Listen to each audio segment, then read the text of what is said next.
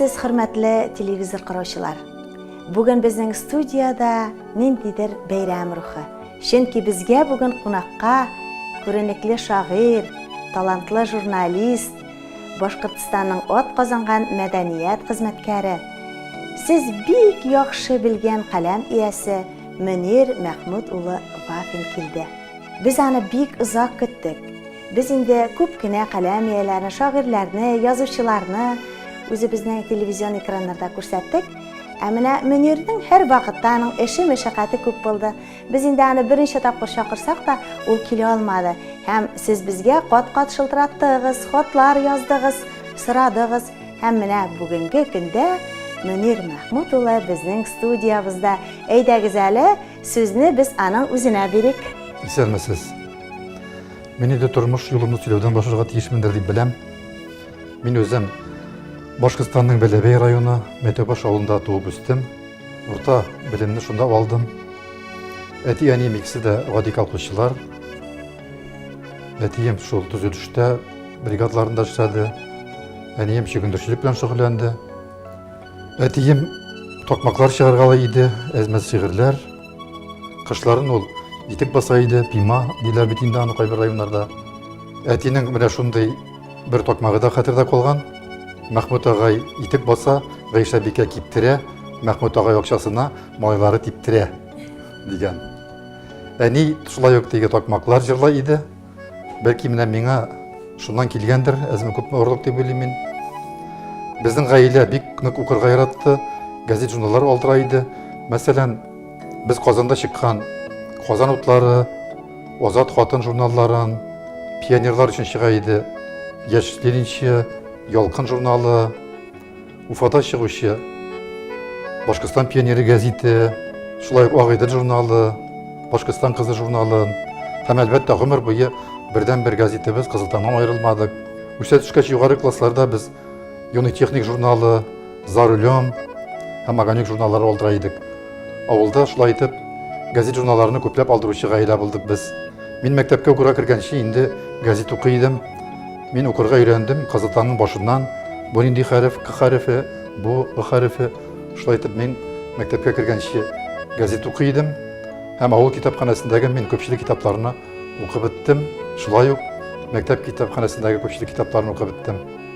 Укыр китап калмагач инде соңгы классларда, сыйныфларда Брежнев томнары һәм башка шундый кызыл китапларда укырга туры килде.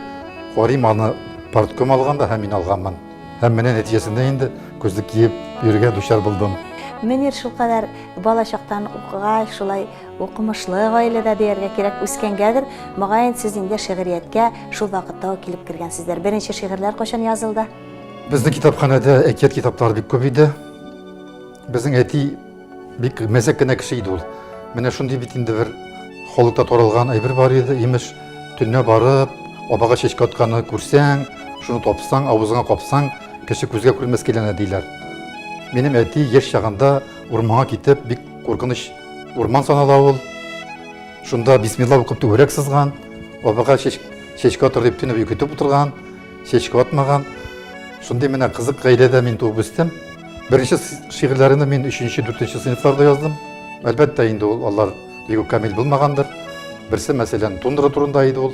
Тундрада җәй, күрәмсең бит бәй, биек таулар бар, өстә тулы кар. Мин инде теге тундраны күрмәгән кеше тундра турында язганмын. Һәм җиңүнең кайсыдыр бер юбилеенда мин мәктәптә беренче урын алдым шигырь язып, һәм район күләменә җибәрделәр. Поэма язып ташладым. Кызган баштан Аучының күргәннәре дигән Ялкын журналына җибәрдем. Беренче шигырьләрне мин якташ шагыйрь Фатих Кәрим тәэсирендә яздым. Минем язышканны белделәр, хатлар килә иде инде. Уфадан, Казаннан, авылда болай таныдылар. Мин түбән сыйныфлардан ук мәктәп газетенең рәссамы булдым. Югары сыйныфларда онда шулай ук теге мин шигырьләрдә яза башладым. Эпиграммаларда, хәрби хезмәткә киткәч, молния чыгарга туры килде. 2 ел буе армиядә. Кайткач студент газетләре. Шулай итеп гомер буе матбугат. Әйе, мин сезне беләм 85нче еллардан дырмагайын. Инде үзем 3нче курста укыйдым татар бүлегендә. Һәм сез армиядан соң инде бездән әз генә өлкәнрәк. Менә килеп кердегез инде, без инде Окшарлыклар түгәрәгенә актив йөри башладыгыз бит инде. Һәм анда менә хәтерлим әле беренче бергәләп газет чыгаруны. Анда инде бөтен Уфа мине белә кебек. Менә шул шигырь белән, бу шигырьдән ниндидер әз генә масаю да бар иде, юмор да бар иде. Сезнең матур рәсемегезне куеп, шулай матур итеп, кара нинди көчле шагыйрь килгән безнең бүлеккә дип, менә шулай иттереп каршы алган идек. Димәк, сез инде чынлап та инде яшь шагыйрь буларак университетка кергәндә үк уже җитлегеп килгәнсез, шулай бит. Студент елларына кадәр генә тагын әйтергә онытканмын мин, менә газет чыгару дигәннән без өйдә газет чыгара идек. Мәсәлән, әти-әнидән әзрәк көлебрәк, бер-беребездән көлеп, газетлар чыгара идек. Студент елына мин бит инде хәрби хезмәт алсын килдем. 3 айлык әзерлек курсына килдем мин укырга, искә төшерү өчен. Карап торам читтә, каршы якта бик мәхәббәт бина, кыюсыз гына тора мин авыл малае. Карыйм, халык керә бер ишектән. Тиз генә икенче чыктым да, халыкка ярып кирип киттем. Мин әйтәм, мондый мәхәббәт уку йортына керү шаккатмалы хәлдер инде димен. Бик югары таләпләр куйдым бит инде мин анда. Беренче курста укып йөрдем. Мин йөрдем Окшарлыклар әдәби иҗат түгәрәгенә дә һәм Шуңкар башкорт студентларының иҗат түгәрәгенә дә йөрдем. Икесенә дә. Әлбәттә мин анда тиге ул шигырь искә төште. Бөтен Уфа мине белә кебек, этләре дә хәтта таныйлар. Мин үткәндә күпше балонкалар, аягымны килеп ялыйлар. Иҗат түгәрәге каршында без төзүдек концерт төркеме. Аның җитәкчесе булды Фаил Фатхетдинов. Бүгенге көндә бит инде ул Кызылстан газетының баш мөхәррире. Бездә бик көчле җырчылар, биючеләр бар иде. Һәм без үзебезнең туган якларга барып, авылларга барып, чакырган җирләргә барып, концертлар куя идек. Безнең түгәрәктән чыкканнар арасында, мәсәлән, Айдар Габдинов, Казанда бит инде ул филармониядә шәпери, күренекле җырчы. Мәсәлән, Рания Җидеганова Билалова Юлдаш радиосында шулай ук бит инде күренекле җырчы. Менә күренекле генә кешеләр чыкты. Без шулай итеп концертлар куеп, халык күңелен күреп йөрдек. Һәм әйтергә кирәк, ул елларда татар телендә җырлау, биюләр юк иде әле. Biz беренчеләрдән булдык, пионерлар булдык. Безнең уку йортында бит читтән торып укыды Фәрит Шәйхетдинов, багана артист дип йөртәләр аны. Филармониядә эшләде. Шулай ук бездә читтән торып укыды Фәнвәли Әхмәтов, композитор Ризван абый бит инде читтән торып укыды. Без алардан да файдаланып, концертларда катнашып йөри идек. Мин үзем скетчлар язып, шунда баш рольләр дә уйнап йөри идем. Шулай итеп, менә безнең студент еллары бик күңелле булды. Без урнаштырдык дуслык җипләрен Казан дәүләт университетының Әллүки түгәрәге белән. Алар безгә килә бер тапкыр, без бер тапкыр елны аларга барабыз. Һәм без аралашкан ул еллардагы егетләр, кызлар бик зур язучылар, шагыйрьләр булып киттеләр. Шулай итеп, шактый янып яшәргә туры килде. Шул матур кабатланмас студент еллары чорыннан әйдәгез әле берәр матур шигырегезне дә укып ишеттерегез.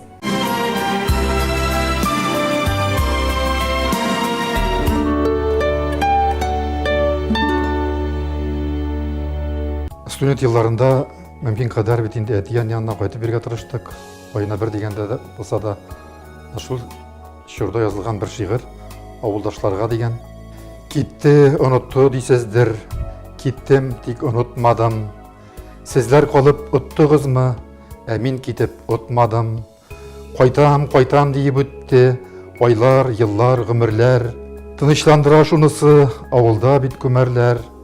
Мин кайтырмын, сез килерсез, гәүдәмә баш иярсез. Кайтмый йөргән булды да ул, тәки кайтты диярсез. Менә студент чак, яшь чак булуга карамастан, шундый пессимистигрәк шигырь язып башлаганмын. Мәнир, менә сезнең студент еллары үткәннән соң хезмәт баскычлары башлана бит инде, хезмәт юлы башлана. Ул шундый сәяси яктан киеренке, мөһим, шундый тарихи чорга туры килде. Сез бит инде Өмет гәзитенең дә шишмә башында торасыз. Сез Тулпар журналын оештыручылардан да, бүгенге көндә дә Тулпар журналын җигелеп тартасыз. Һәм бүгенге көндә Башкортстанда татар поэзиясының башында сез торасыз. Сез bütün яшьләрне иҗатка әйдәүчедә, аларның язган әйберләренә беренче бәяне бирүчедә, китап чыгарга хәйр-фатиха бирүчедә.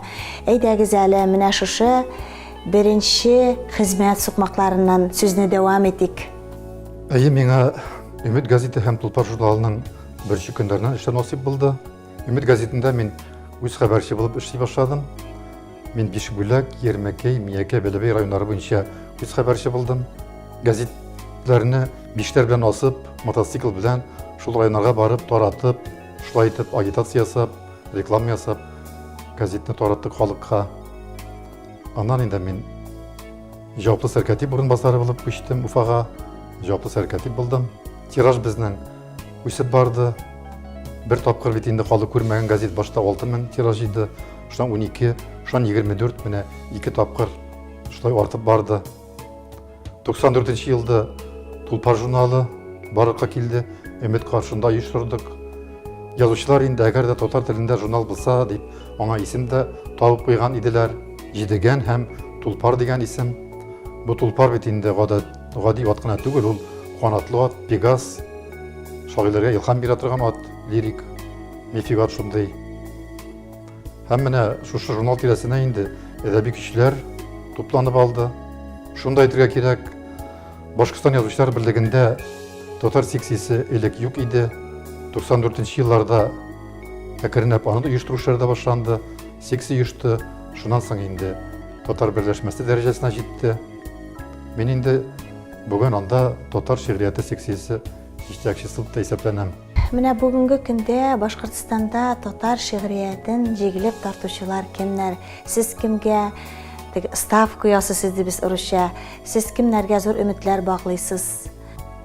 Башкортстанда татар шигърияте дигәндә сез кемнәрнең исемен атар идегез? Узган елны бер төркем язучылар Казанда булып кайттык. Һәм анда татар әдәби процессына керү-кермәү мәсьәләләре турында шактый кызу бәхәсләр, сөйләшүләр булды. Һәм нәтиҗәдә Башкортстанда иҗат итүчеләрнең Казанда китабын чыгарырга килешеп кайттык. Шагыйрьләрдән баш сүз, фото һәм иң әйбәт шигырьләрен җыеп антология рәвешендә, ләкин әлегә ул антология булмай, күмәк җыентык була һәм киләчәктә инде шулай ук антологиядә булачак. Һәм менә мин шуны әзерләү барышында күп нәрсәләр ачтым үзем өчен. Без күп дип йөрибез үзебезне, 50дән артык язучы дип йөрибез. Менә укый башласаң, барлый башласаң, тарый башласаң, иләк аша үткәрә башласаң, чын шагыйрь дип әйтерлекләре бик очранда күп булмый икән ул. Күптән түгел миңа Фәрит Габдрахимның юбилеена әңгәмә алырга туры килде, һәм ул бер 10га якын гына шагыйрьне атады. Чыннан да чын шагыйрьләр бәлки күп булмыйдыр да инде ул. Мишә атлары дип инде мин әлбәттә әйтәм, өлкән bunlardan менә Фәрит Габдрахимны иң милли шагыйрь дип атыйм мин аны. Өлкән bunlardan, аксакаллардан мин әлбәттә Рим абый Идиятуллины бик хөрмәт итәм. Салават Рахматулланың иҗатын бик яратам. Яшьләр Яшьләр мәсьәләсе авыррак. Белүебезчә инде заманында Башкортстанда 1200дән артык татар мәктәбе булган. Бүген көнне бит инде билгеле сәбәпләрдән 400 тирәсе калды. Атнасына хәзер 2 генә тел укытыла, туган телләр. Шуңа мөнәсәбәтләр икенчерәк. Бердән дәүләт имтиханнары туган телләрдә бирелми. Һәм иҗатка килүчеләр дә шулай ук пропорциональ рәвештә кими бара. Бүген менә шигъриятта яшьләр дип әйткәндә кызлардан Лейсан Яковлевны телгә алыр идем. Егетләргә килгәндә инде Нурлан белән Руслан Сөләйманов. Нурлан Ганиев, Благовар егете һәм Руслан Сөләйманов. Күп еллар бит инде Башкортстан Язучылар союзының татар секциясында, поэзия секциясында эшлисез. Сезнең нинди яңа иҗат проектларыгыз бар? Менә әйткәнемчә, Башкортстан татар шигърияте дигән җыентык әзерләнде. Ул Казанда чыгачак. Һәм шулай ук Башкортстан татар шигърияте антологиясе дә киләчәккә планлаштырылган. Җыела башлады Башкортстан татар балалар әдәбияты антологиясе дә әкренләп һәм Башкортстан татар сатира юмор антологиясе дә әкренләп туплана башлады. Эшләр шактый. Әлбәттә, журнал чыгару гына түгел, газет чыгару гына түгел, әдәби процесс. Тап катнашу, үз ятың белән генә түгел, аны оештыру, аңа ниндидер юнәлеш бирү, барысына да кулдан килгән кадәр ярдәм итәргә туры килә. Баксаң, менә без дә татарча китаплар чыга дибез, язучылар бар дибез. Балалар әдәбиятына кагылышлы баксаң, бездә әдәби тәнкыйть мәкаләләре юк икән. Шулай ук әдәби тәнкыйть өлкәсендә бездә ни бары мәрхүм Суфиян Сафоновның Рухи күперләр дигән генә китабы чыккан иде. Без әдәби тәнкыйть буенча да китаплар шул ни бары менә берәү. Балалар әдәбияты бөтенләй өйрәнелмәгән. Менә бу юнәлештә дә бушыны тутырасы килә. Алдағы менә шурда булачак Уфа Нур театрында татар балалар әдәбиятына багышланган кичә. Анда балалар үзләре дә катнашып, алар өчен язылган җырлар, шигырьләр яңгырап, шундый бер проект бар алда. Балалар өчен язу, сатир юмор көсендә язу, монологлар язу гына түгел, мин теге иң беренче бит инде җитди дип йөрим үземне. Җитди булмасам да, һәм шуңа мин берничә җитди шигырем да укып битәм. Исемсез шигырь. Исемсез дигәннән минем күп кенә шигырьләремдә исем юк. Бәлки укшып табылмыйдыр. Һәм бит инде менә китап чыккач, аның юлынан карап түлиләр акчасын, гонорарына бит. Мин санап чыккан идем. Әгәр дә мин анда исем кушсам, монда берничә мең акчаны югалткан мин гонорар шигырь исемен кушмаган өчен генә дә. Әбәк сугып качкан иде, яшьлегемдә бер сылу. Никтер кире кайтарыга ясамадым омтылу. Еллар узгач, гәүдә тузгач, тәки табып сәбәбен кайтарыга карар иттем ул сылуның әбәген. Сылуым да картайгандыр, мин таяклы карт хәзер, таягым белән үзенә сугып үтәргә әзер. Кызуында кайтар дигән белмәгәнмен гадәтне, каберенә таяк белән сугып үттем әбәкне. Һәм тагын бер шигырь. Без уккан чорда бит инде мәктәптә такта башына укырга һәм укырга дип язып куелган иде. Шуннан соң язган бер шигырем. Ленин миңа укы диде. Укыйм дип тукыдым. Күзләремне тегеп гомер буе әллә күпме китап укыдым. Дөньяларның асты өскә килде. Заман җиле чәчте зәһәрен. Балаларга компьютерга сең дип кемнәр әйтте икән каһәрең. Без китаплы булдык. Аны бездән һич кенә дә булмый айырып. Компьютердан балаларны куып, кул аягын йөрим кайырып. Ленин миңа тик бер генә әйтте. Мәңгелеккә аны ятладым. Ленин нигә шушы буынга да ишетерлек итеп әйтмәдең? Иреннәрем соңгы сулышында укы дип сөйләнә. Оныкларым компьютерга багып, Ясин түрәләрен өйрәнә.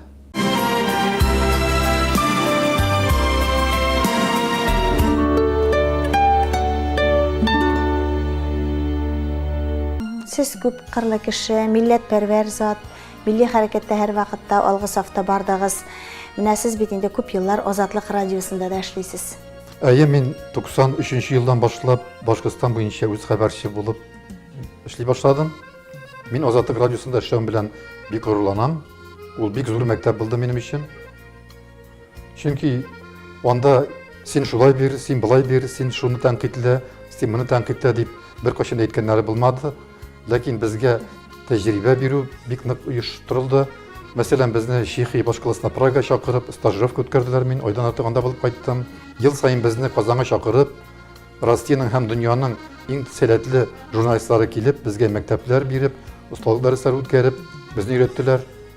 Зур мәктәп, аның барсында әлбәттә сөйләп бетереп тә булмай, һәм файдаланып та булмайдыр.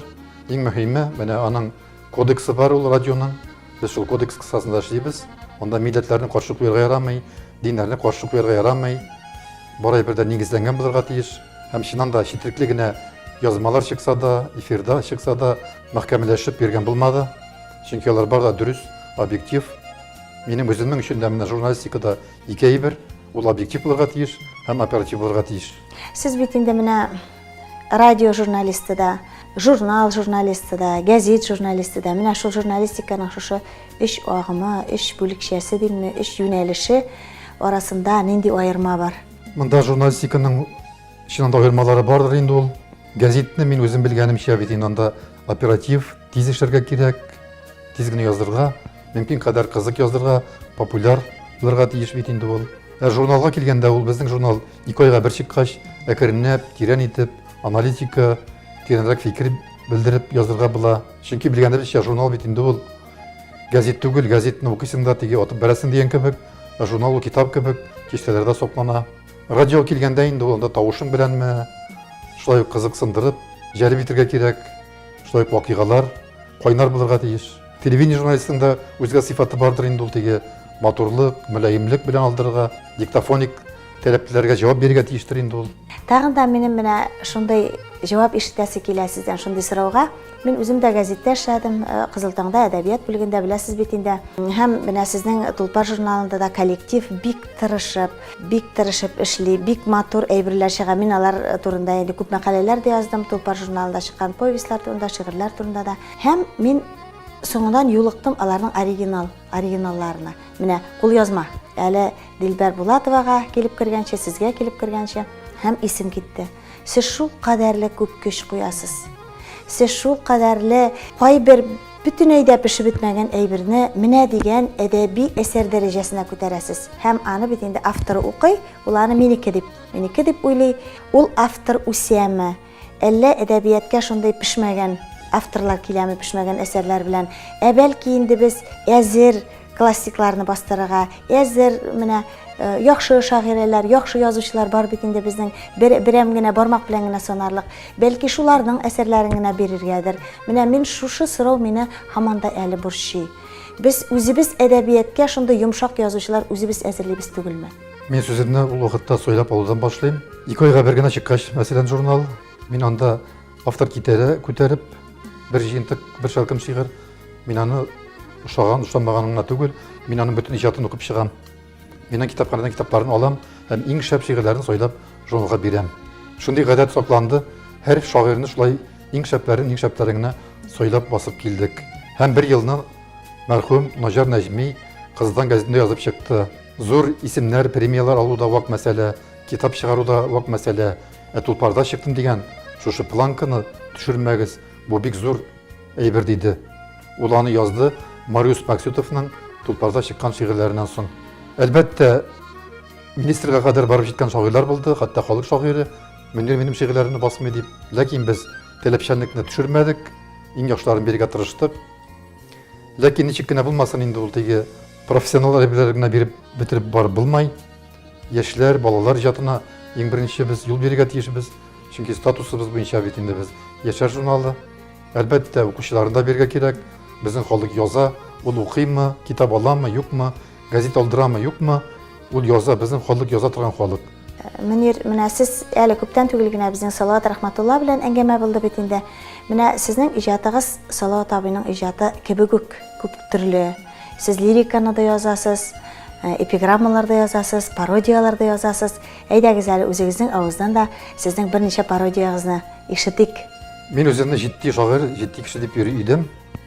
Идел журналына җибәрдем бер вакыт бик күп кенә шигырьләр. Бер өлеше чыкты, җитди шигырьләр, һәм озакламый килеп чыкты сатир юмор башасында шигырьләр. Мин гаҗәпләндем. Мин җитди бер нәзерәк, мыек аша көлебрәк бирергә тырыша идем. Шуннан соң инде мин нәзерәк сатир юморга да кирип киттем дип әйтим инде. Мин телевизор караучыларны берничә пародиямда авыз иттереп үтим. Алай булгач, Әхмәр Үтәбай дигән башкорт шагыйре бар. Аның шигырендә шундый юллар бар. Тормышыбыз үтеп бара, эргәбездән генә.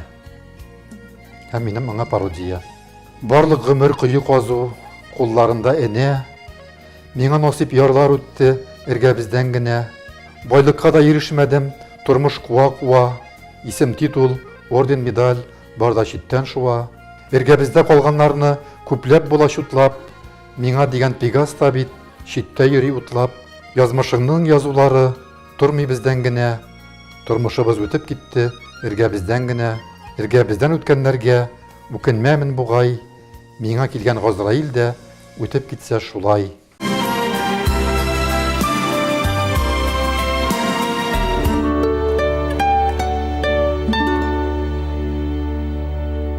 Хөрмәтле телевизор караучылар, әйтеп үттек бит инде, Мөнир Вафин бик күп яклы иҗатчы ул. Лирик шигырьләр дә яза, сатирик юмористик шигырьләр, эпиграммалар, пародияларда һәм менә дигән шигырьләр яза ул балалар эчендә. Аның инде берничә китабы да дөньяга чыкты.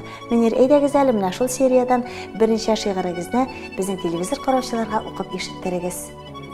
Мин үзем балалар шагыйре түгел, балалар язучы түгел, ләкин балалар үстергәч, алар белән бергә уйнап, ат булып аларны варкада утыртып биргәч, алар дәрәҗәсендә шаяргач, уйнагач, көлгәч, язырга туры киләдер инде ул. Балалар дәрәҗәсенә төшү дип әйтмим, бәлки алар дәрәҗәсенә күтәрелү кирәктер. Шундый хәлләрдә язган менә берничә шигырь, Чебиләр дип атала. Элек бит инде беләсез, теге авыл малайлары пычранып йөрсәләр, кул чибиле, аяк чибиле дигән әйберләр бар иде. Бүгенге көнне инде бәлки аны 21 гасыр балалары белмидер. Чибилә бетте аяклар, чибиләр саклый. Чибиләрнең әнкәләре миннән көлеп кытаклый. Соравым да шул турыда, җавап биреп кара әле. Нигә икән чибиләрнең чибиләми аягы? Һәм соңгы чорда язган шигырьләрнең берсе балалар өчен, моның әле исеме дә юк. Тәмлекәчләр дип йөртәмен, мин малларны яратып, чөнки сыер һәрчәк кайта, сөт исләрен таратып. Бозаудан аңкып тора, хәтфә үлән исләре, үрдәкләрдән елга исе, шунда булгач эшләре. Уйык баш бияләй исе, сарыклардан бөркелә, казлардан ни өчендер мендәр исләре килә. Тышкан исләре таратып, мәче йөри сырышып, икеле исе килмәсен дип, мин дә укыйм тырышып. Менә шулай телевизор караучылар, талантлы кеше һәр өлкәдә дә талантлы була икән ул. Алай гына да түгел, менә біз әле Мөнир әфәнденең коллекционер икәнен дә ишетеп калдык. Мәктәп елларында мин башта җыя башладым шырпы кабының рәсемнәре, шырпы этикетлары. Соннан бит инде ул бүтән төрле чыга башлады, шырпы каплары, кадыргы белән. Шулай ук мәктәп елларында мин җыя башладым значоклар. Аның өче кыры юк икән ул. Шуны җыеп тукталып булмай. Мин шәһәрләр һәм Ленин тематикасы гына тукталып калган идем. Шулай ук мин маркалар җыеп та карадым. Мәктәп елларында маркаларны урладылар.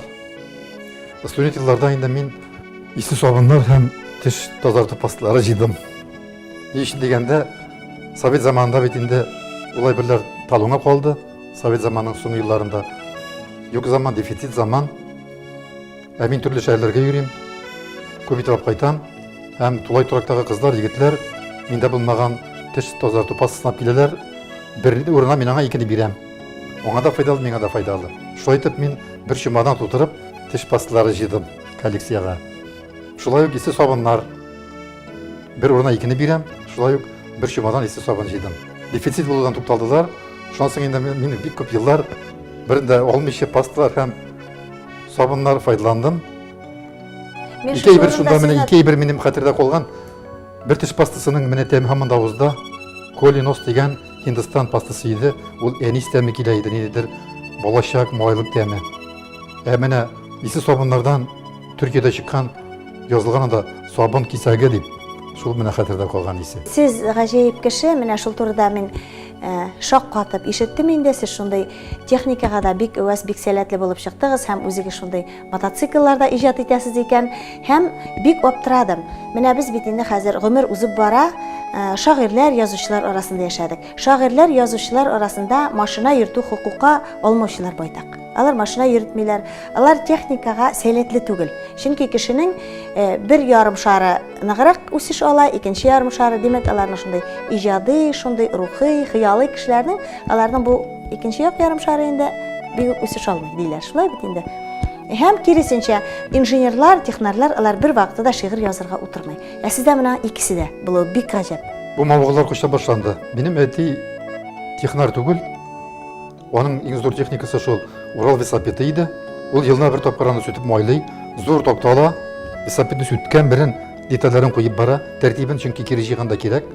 Уларны жуа, соляркада, керосинда һәм солидол белән майлап, шул тәртип буенча җыя.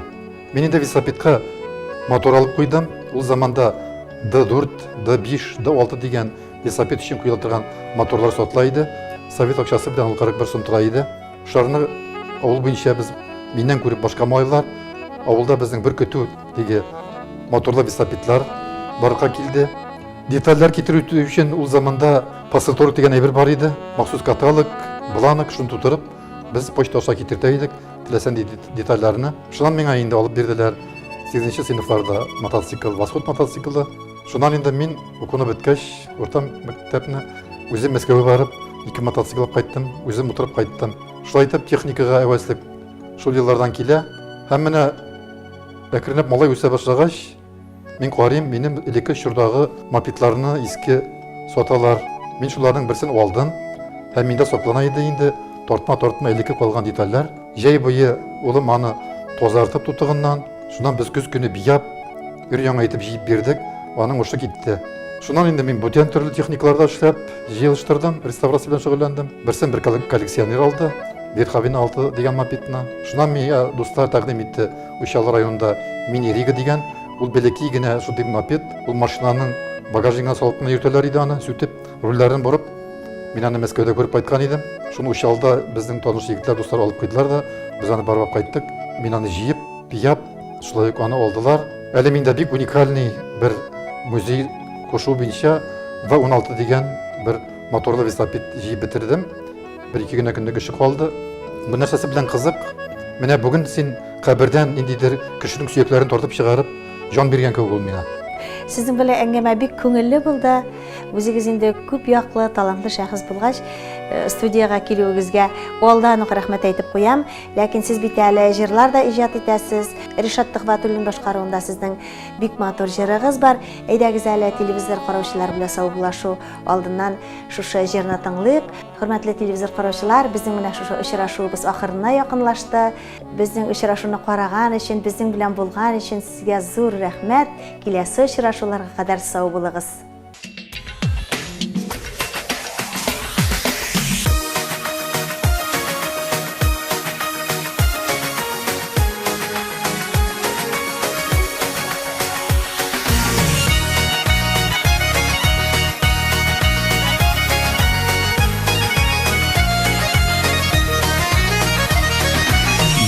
Min sinden ayrılıdan kim butadı dimer kemeşe